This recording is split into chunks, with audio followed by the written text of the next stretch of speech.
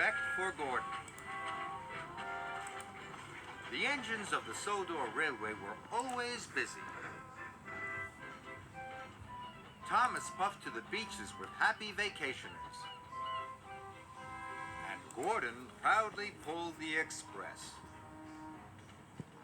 Gordon thought he was the strongest, fastest, and cleanest engine on the whole of the railway. But one thing bothered him. His firebox rattled as it cooled down at night.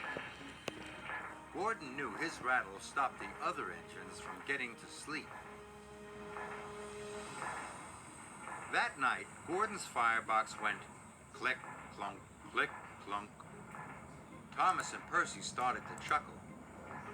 "Rattler Gordon's keeping us all awake," peeped Percy. "The only engines keeping other engines awake," puffed Gordon crossly, "are little engines with very bad manners." But secretly, he felt rather embarrassed. In the morning, Percy teased Gordon again. "Rattlebox is awake at last," he puffed out loud. Gordon ignored Percy. He did not like being called names. "I'm the strongest and the best," he told himself. "Strongest and best, strongest and best, cleanest and fastest, and pull the express."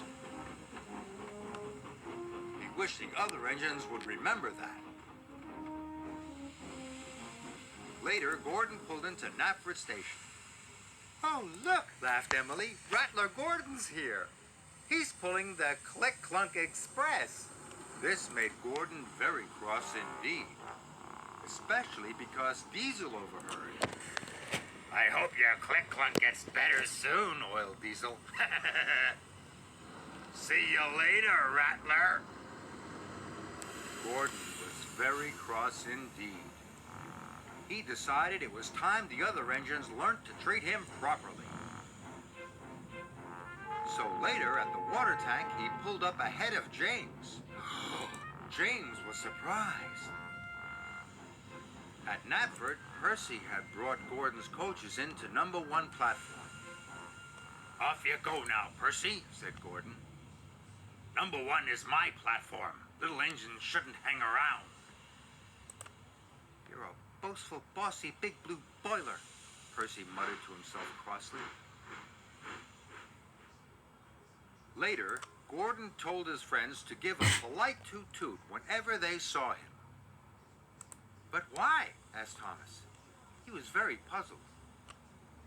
"Because," huffed Gordon grandly, "I'm the strongest and the best."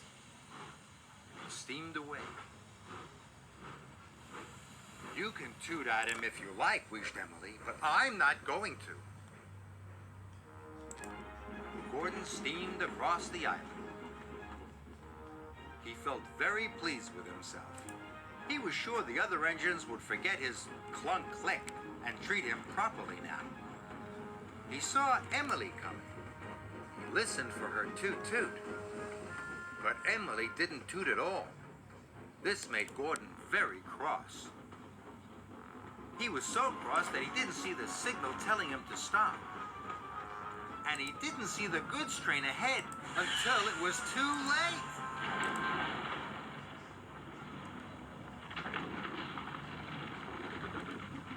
Luckily, no one was hurt.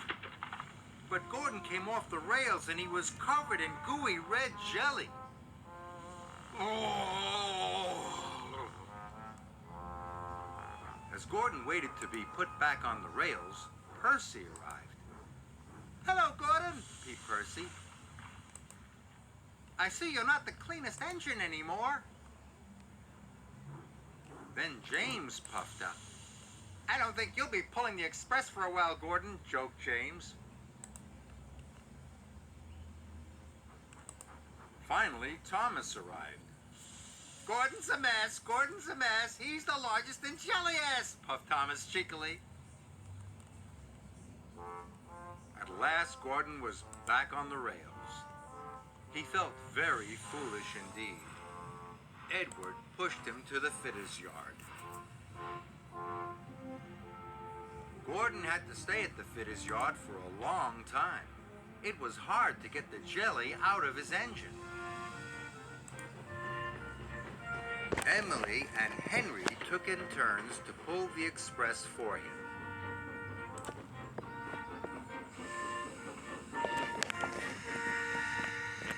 One evening at Tidmouth's sheds, Henry puffed.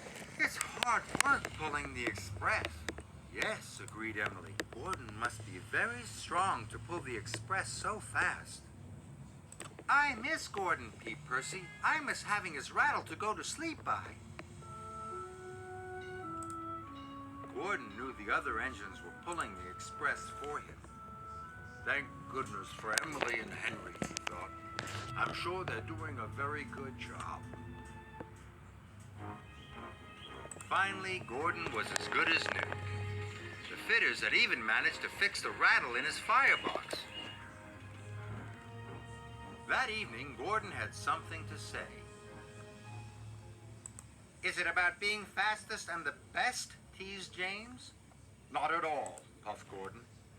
"I know my rattle kept you awake at night, and I'm sorry. And I was also silly about the toot-toots.